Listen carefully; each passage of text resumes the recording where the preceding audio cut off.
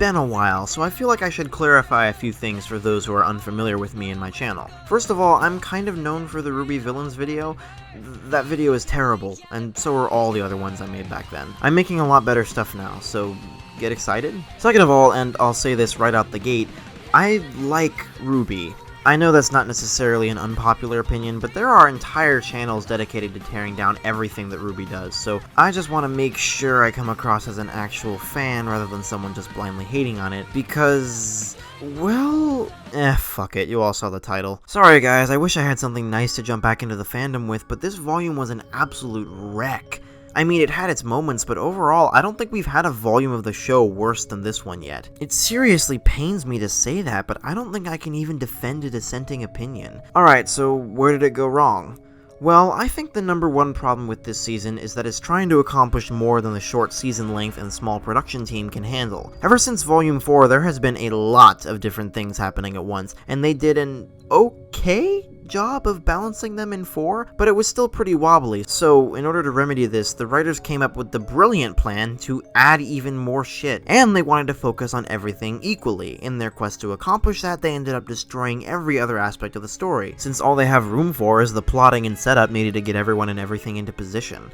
They cover everything, but they don't cover it well. In stark contrast to Volume 4, it's a lot harder to pin down individual character arcs. Instead, it feels like most of the volume is just a series of disconnected scenes. Characters go through moments of illusory growth while sitting around, talking, and have small, rushed character arcs that occur in 2 scenes or less, and as a result, it feels like a cluttered mess. There's no overarching progression or a center point to cling to while it all whirls around you. Instead, it's just things happening. Plus, the few characters that should have received most of the focus and do have something resembling a character arc are botched in one way or another. Take Oscar, for example. He was one of my most anticipated characters this volume, and not without reason. On a surface level, he's great, just like pretty much all of RWBY's heroes, and I was really excited to see him grow and transform from a scared farm boy into the huntsman that he's dreamed of being. But his arc is understated and completely ineffectual. Let's summarize it real quick. He finds Crow, meets Team Ranger, and is a bit overwhelmed and uncomfortable, but remains ultimately hopeful at the prospect of training to become more powerful. However, as the stress of the situation starts to get to him, he flips out on RWBY, asking her how the hell she deals with all this. Okay, so this is fine so far, even if Oscar's little freakout seems pretty unwarranted given the fact that the only real setup of the whole overwhelmed idea happened last volume. But then, after RWBY comforts him a bit, we promptly do not hear from him again for the rest of the volume until suddenly he's having this heroic moment and confronting Lionheart. What the hell? Where did this come from? It feels like half of Oscar's arc is missing. He transformed from this scared, worried, and incapable farm boy into someone unafraid to fight a fucking headmaster like it's a flip of a switch. And then, without any setup, he suddenly has this moment where he goes to bat for Ozpin against Hazel, talking about how being a huntsman is a choice, as if he's come to understand what it means to be one. Oscar coming to understand what being a huntsman really means could have been an awesome character moment, but it didn't happen, so you can't just press on and pretend like it did the second some big bad wants to talk ethics. And speaking of Hazel, they handled him really poorly too. Don't get me wrong, he seems like a compelling character with strong motivation and some depth to him, even if his backstory is a little cliche. But I don't hate the guy like I hate some of RWBY's other villains, and I actually love how they build up to this explosion of anger by having him be super calm and stoic up until now, with a few hints of his true nature bubbling up to the surface. He reminds me a bit of Wrath from FMA, where it just feels like he's repressing endless, screaming rage, keeping it trapped by his quiet exterior. But when he suddenly lets that rage loose on Ozpin, we're missing an explanation as to why, so Oscar asks him what the hell is going on, and then Ozpin proceeds to stop in the middle of the battle and explain Hazel's backstory to him. Seriously? Guys, you cannot just chuck that at us. Audiences need time to process information. You can't just throw something completely new at us and then immediately deal with the dramatic consequences. I mean, you're giving us payoff for something that you didn't even bother to set up. This moment would have been way better if Oscar had learned about Hazel's backstory from Ozpin beforehand, back during the nothing part of the show. You know, put the horse before the cart. That way we get to wonder how Hazel will react when he meets Oscar and finds out that the little boy at the train station was actually his mortal enemy, and get payoff for that when Hazel goes crazy. The confrontation would have been epic as all hell, and Oscar's decision to defend Ozpin might not seem so random and unenforced. Another character who has something resembling an arc this season is Yang, but before we can talk about her, I think we need to address the Blackbird in the room. I'm gonna be honest guys, Raven was probably the most interesting thing about this volume, aside from some other stuff I'm gonna talk about later. Her story is about ideology, stubbornness, self-blame, survival, and the true nature of strength. She spends the whole volume watching her ironclad resolve and steadfast mindset melt away before her, broken down by others and herself. You're left constantly wishing she'd give up on her flawed values and do the right thing, clinging to her as she spirals into a whirlpool of wrong choices, until finally,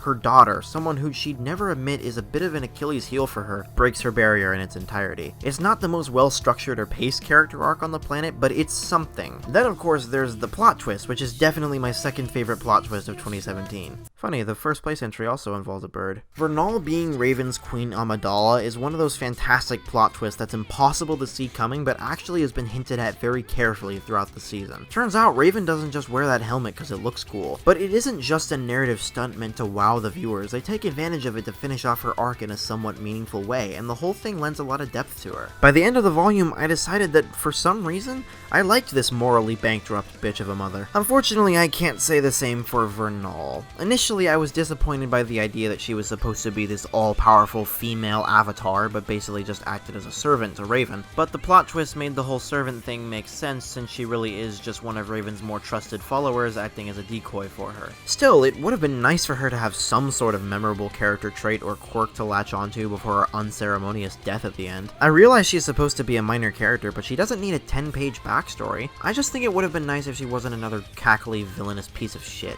I had a similar problem with the rest of Raven's tribe. The show just fails to build them up. Raven and Vernal speak of them as if they're family, as if their tribe is this close-knit, extremely important force. Given the way Raven thinks, you'd expect some sort of code of honor among them, or something remotely unique about them, but they're really just a group of bandits like one you might kill if you stumble upon them in Skyrim. It makes Raven's choice to abandon her team and society for these people seem fucking ludicrous. I found myself wishing that they would have some sort of personality or unique aspect about them, just to have a small presence in the narrative, but they're exactly how you'd expect bandits to be. Evil, sleazy, drunk, sexual assaulty scum voiced by Connie Springer. Which conveniently brings us back to Yang. Her arc is confusing at best. When it begins, it seems hell-bent on showing us how much she's grown. She conquers her PTSD, fights smart like Ty said, and confronts her mother for unselfish reasons. But hang on a mo. Are you telling me that she finally finds Raven after all those years of searching and she's just completely over it? After that huge, important, character-defining scene in Volume 2, she's not even gonna ask her question? Why did she leave you? That question. Why? I knew something was up, and yes, her composure does eventually break, but it isn't even given its own scene. Instead, the moment is awkwardly inserted into the middle of the scene where Raven tells Yang and Weiss about Ozpin. And when Yang finally asks Raven why the fuck she left, Raven just brushes the question aside and keeps expositioning. The writers just took Chekhov's gun off the wall, fired, missed, and then immediately ran away screaming in the other direction. And maybe her desire not to take part in Ozpin's war could be considered an answer, but that's still so damned dissatisfying and empty. All of that time building up Yang's character for this one moment, and that's what it amounts to? Come on, this should have been huge for both of them. Then Yang suddenly decides she doesn't want a clear answer and leaves, and now her arc is about Blake? What? Why? I think I understand what you were going for here, tying the whole running away from the fight when I needed you here was bad, but maybe I'll forgive you if you come back thing to both Raven and Blake, but you just failed to make the connection. As much as I love Yang's final speech to Raven and how perfectly it encapsulates their relationship and Raven's flawed mindset, it feels like the end to a character arc that wasn't there. The intent behind Yang's growth this season wasn't the issue. It was just so poorly executed that it's hard to even identify a clear progression. All the other characters are present this this Volume 2, doing stuff, but none of it's particularly important. Even though Weiss eats up a significant amount of focus and screen time, you'd be hard-pressed to say she really went anywhere this season, unless you count getting a new summon as a character development. I can basically say the same about the rest of the cast, too. Everyone shares the spotlight, but it's so small that no one has any room to dance. And what really sucks is that in trying to give equal billing to everyone and not putting the emphasis where it belongs, this season completely annihilates any sense of plot structure that could have kept it engaging regardless. One thing that even the most imperceptive, uncritical audience member probably noticed about this season is that it's infuriatingly slow. The intensity rises once in a blue fucking moon and drops back down to 0 before you've even realized what happened, and plot points are doled out to the viewer on the world's slowest conveyor belt. Oh, what's that? You're bored? You want something intense or remotely intriguing to happen? Well here, why don't we do another endless exposition scene where Ozpin talks about how he turned teenagers into birds for no discernible reason. What could have just been a brief montage of Crow looking for huntsmen is expanded into a 5-minute long sequence where we gain virtually no important information other than that they all seem to be missing. In a series with an extremely tight budget of money and space where you're trying to juggle this many characters and plot points, you'd think you'd be pressed for time. But when you take a step back and look at what this season actually is, it starts to become apparent why they felt the need to stall. Allow me to provide a summary of this volume's main plot. Team RWBY slowly assembles and hangs out in Mistral until they get attacked by a group of bad guys. They defeat them. The volume ends. Seriously, that is it. No wonder it feels so slow. They tried to make an entire volume out of something that could have happened over the course of 5 episodes or so. As a result, it feels like the first 9 episodes of this volume are just people sitting around doing nothing, and then suddenly everything happens at once. The first episode is a mess of exposition, and the first initial episode of any volume to not contain a fight. Obviously, the point of the show isn't to have cool fight scenes, but fights tend to be big moments, so I think it's fairly telling that we barely get any in these early episodes, and that the 2 we get are kind of shoehorned in. Quick anecdote, when I was talking to my friend Grant about the volume, I mentioned Weiss's fight scene, and his reply was, "That wasn't a fight, that was a cutscene." I still think it's one of the most genius things I've ever heard. Even disregarding the fights, there's just nothing really happening. Well, no, that's not entirely true. The characters are going through some moments of growth and conflict among one another, but like I said, there aren't really character arcs this season, so it's just a series of disconnected events. Stalling really is the right word for it. The show just keeps going until it gets to the end so it can climax and be done. Look guys, I'm not entirely against the idea of a season made up entirely of subplots, but if you're gonna do that, then those subplots are going to have to be damn engaging, and they're not. And even if you think they are, wouldn't it be more entertaining if they went through these moments while wrapped up in a tight and engaging main plot? For example, Volume 4. Towards the end, Ren and Nora receive some simply brilliant character development that's been hinted at since the beginning. We learn a lot about them, Ren in particular, as they have to face a demon from their past, and I do mean a literal demon, that thing is terrifying. But they do this in the context of the main Ranger arc, which is them trying to get to Mistral and now has a time limit due to Crow's injury. It takes advantage of the tension created by Crow's possible death and how dark everything got last volume to really drive home this feeling of mounting dread. Meanwhile, in Volume 5, characters develop and grow by hanging out. Then, suddenly, the show goes from having nothing happening to literally every hero-villain confrontation we've been waiting for since Volume 3 happening at once. But wait, all the payoff happening at once. Dude, you love Volume 3 and that's exactly what it did too.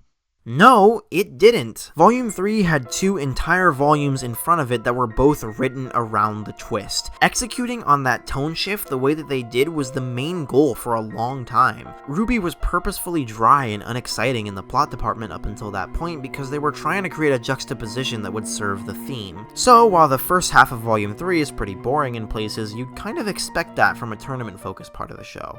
It seems like it's just kind of having fun and reveling in how great everything is, rather than trying to be all densely plotted and failing. And then, when the shift happens, it doesn't just immediately launch into a 4-episode long team deathmatch. The attack on Beacon is built up to with ominous plotting and character work, and once it occurs, the writers work very hard to give each separate moment of payoff the emphasis and power it deserves. Maybe I'll get into it another time, but Volume 3 doesn't just plan, it executes, and that's why it's awesome. Meanwhile, Volume 5's huge climactic moment is a mess of wildly unrelated story beats. First of all, why the hell did you even come in the first place if you were suspicious of Leo? And why would you bring Ozpin? Second of all, I hate to do this, but let's have a chat about Cinderfall. When the volume started, I had high hopes for her. Yeah, I agree, let's go do stuff so that I can torture and kill RWBY! But then, later on, she finally encounters RWBY, and that cool, revenge-oriented, motivated Cinder that was so enjoyable in Volume 4 fades away, replaced by her good old-fashioned, cliche, boring, and sadistic self. Yay, Cinder's back, guys. I'm so happy about that. What would have been cool is if we saw the merging of these two different sides of Cinder, with her sadism playing into her desire for revenge. So rather than being all, "Mwahaha, I'm so powerful and you're so not," she could be more, "Which do you want burnt off first, your eye or your tongue? Better pick fast or I'll pick for you, not like you gave me a choice." Instead, she just kinda chill. It's legitimately weird how her focus on RWBY seems to just disappear the second she hits her with a fireball. And it sucks that Jean's confrontation with her ended up being such a dud, too. Between Jean, RWBY, and Cinder all having a stake in what happened to the top of Beacon Tower, there was a lot of potential for a really interesting character dynamic to play out. And I guess there still is, there's no way she's dead, but now that first meeting after the fall of Beacon is over and nothing really happened. Oh well, I guess Cinder did go ahead and impale the narrative stakes through the fucking heart, killing them instantly. I have so many problems with the part where Cinder hits Weiss with the spear. First of all, Jean, you are the ultimate dumbass for telling a psychopath that all you care about is your friends when she wants to spite you. Second of all, Cinder, for the love of God, can you maintain a consistent motivation for like 2 goddamn seconds? Why in the name of the Brothers Grimm is Weiss your target when RWBY is literally right behind you, knocked out on the floor? I get that you want to save her for later, but come on. Third of all, if she'd attacked RWBY, it also would have been better for Jean story-wise. Weiss and Jean no longer have a thing. He's moved on. There's not any kind of connection between them other than being friends. I don't think they even had an on-screen exchange this volume before she gets impaled. Meanwhile, Jean just spent a whole fucking volume traveling with and growing closer to RWBY, so he probably has a lot more of a connection with her at this point. Fourth of all, why are you trying to convince me that one of the main characters is about to die? It worked in Volume 3 because of the stakes you meticulously crafted, and also since Pyrrha isn't in the title, and also since you actually went through with it, but it's just so damn obvious that she isn't actually going to die. It feels kinda cheap and insulting. The spear isn't even directly through her chest, for crying out loud. In this day and age, the trope of the fake out death is so damn common that you need a character in fucking pieces before people will believe they're dead, and even then you're still going to have your skeptics. I guess it's not technically a fake out death since there was never any confirmation, but that she would die was the implication, and it has similar problems to most fake out deaths, like, you know, completely obliterating the narrative stakes. When that episode concluded, I wasn't hanging on the edge of my seat worried about Weiss's survival. I had a scowl on my face. I even hopped on Twitter to make a joke about how Jean's convenient healing semblance would be revealed in the next episode, teasing RWBY for its childish, simplistic storytelling. And then they actually did that. Holy God. That was the most predictable and lame thing this series has ever done. I mean, seriously, all that time building up Jean as a huntsman, showing him transform into a tank who's getting better at fighting, and alluding to when his semblance will someday be revealed, and then it turns out he's a closeted support main? His whole thing was getting better as a fighter and wanting to do well on his own without relying on his friends, and now he has a semblance that literally relies on having other people fighting with him to be useful in the slightest. Another pretty major issue with this climax is that because it's everyone fighting everyone at once in a single empty room, it means that the show doesn't really have the space to give each encounter the focus and energy it deserves. We've been looking forward to the Mercury vs. Yang rematch since that infamous scene in Volume 3, and all we get is that little tiny bit of animation reused from the opening. Raven and Crow are siblings, former members of Team Stark, family. They share eons of history and have been at odds for a while, and now Raven is straight up trying to murder Crow, and all we get is a brief exchange between them.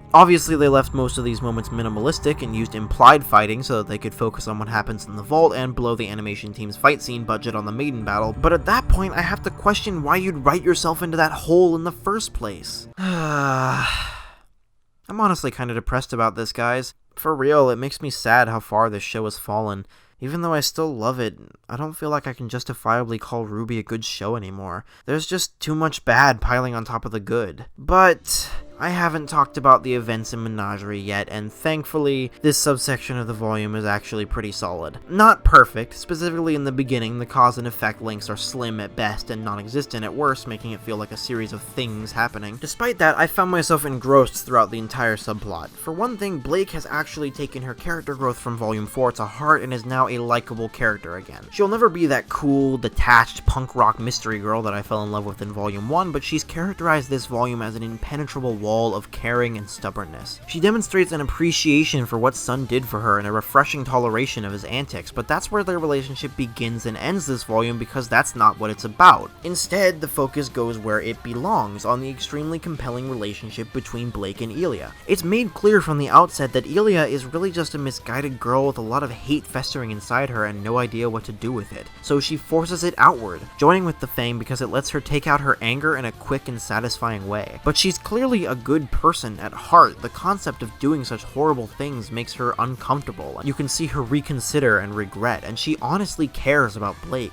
The Fang constantly bring her to the edge of what she will and won't do, but she still can't make that extra step and leave them. However, Blake, spurred on by her newfound ability to care about her friends, doesn't give up on her, and eventually, she cracks. Sure, the moment where she actually turns could have been handled better, and sure, the arc jumps to its climax a little quick, but those are minor complaints, and I'm celebrating any victory I can take at this point. What we have here is a compelling character arc. Elia is the one who's growing and changing, while Blake acts as a paragon, and the relationship actually progresses into a satisfying emotional climax. You've also got the minuscule subplot of the Belladonnas trying to convince the people of Menagerie to go protect Haven, which has its own effective setup and payoff, and dear Jesus Christ, I'm trying so hard to focus on the story here, but they brought the gunchucks back, and holy fuck, that was awe-inspiring. I've seen this about 50 times since it aired, and it hasn't gotten any less incomprehensible or fucking awesome. Holy shit, I need more of this perfection. If you'd shown me this fight back in 2014 and told me Monty had animated it, I'd have believed you. It may not be remotely related to the narrative, but it does wonders to make this climax ultra memorable and ripe for a rewatch, or 2, or 3, or 6.02 times 10 to the 23rd power.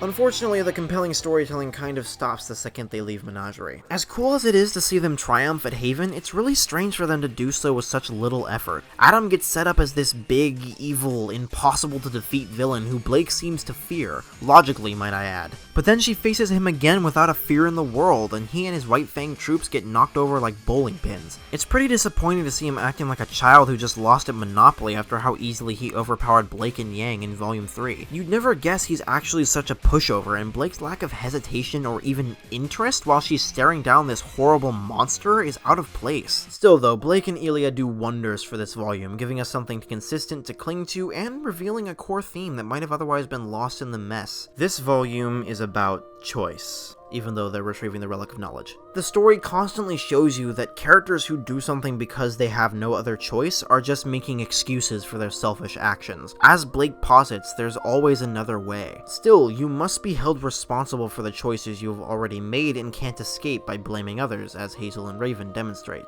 It's powerful, but it isn't well implemented anywhere outside of Menagerie and Raven's character progression. With this core theme in mind, it's become clear what angle should have been taken. This volume is about Yang, Raven, Crow, Oscar, Blake, and Elia. Everyone else is a supporting role. Why Crow, you say? Well, because you just revealed his incredibly mind-boggling semblance last volume and then just refused to do anything with it. Besides, Crow has gone a long way with the small amount of character development he's gotten, and that rebellious I don't give a damn side of him that was so prevalent in his introduction seems to have entirely faded. Now was the perfect time to really delve into his mindset. This volume should have been about how each of these characters interact with this idea of choice, framed to match their arc and mindset. The choice to be a huntsman and fight to save the world, the choice to distance yourself to avoid harming family, the choice to run from the fight and justify it with ideals of survival and strength, the choice to embody true strength by standing your ground, the choice to partake in violence instead of peaceful progress, and the choice to let others speak for you with their violent actions. That is what should have been going on this season. Everything else isn't important, and even if you could spin it so that it is, what we've got is already a lot to cover in depth in one volume. I get that you want Raven and Cinder to have a big fight at the end, they're both maidens obsessed with power dynamics, but do you really need to shoehorn in Jean and Ruby confronting her for like 5 minutes?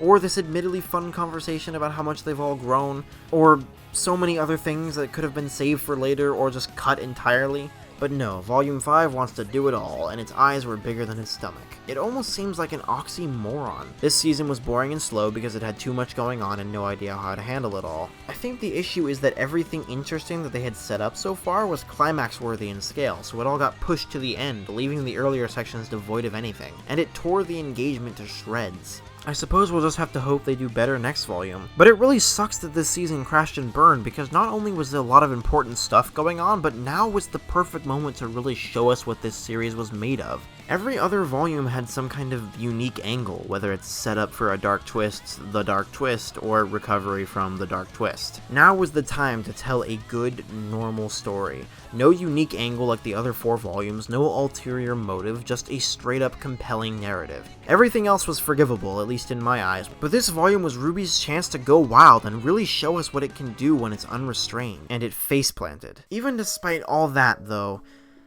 I can't really bring myself to say I didn't enjoy it. Obviously, I'm biased by nostalgia and a desire for the show to reach the heights that it did during Volume 3, but taking that into consideration, I still can't quite say the show's a lost cause. There's just something so damn endearing about its characters and world on a surface level, and when you look closely, you can really see how much the writers are trying. RWBY has always been a passion project, and even if it didn't turn out all that great, there was equal amounts of passion poured into this season. It may be bad, but it's not for a lack of trying. And for that reason alone, I'm still rooting for it. I don't want to come off as if I'm making fun of the show or shitting on it. I'm not here to condemn all the work that went into this volume. I'm just here to give my opinion on how it all turned out. And maybe you don't agree with me, or maybe you do, but one thing is for sure. The people who make this show really, really care. And as long as that's the case, there's still hope to see some fantastic stuff from them in the future.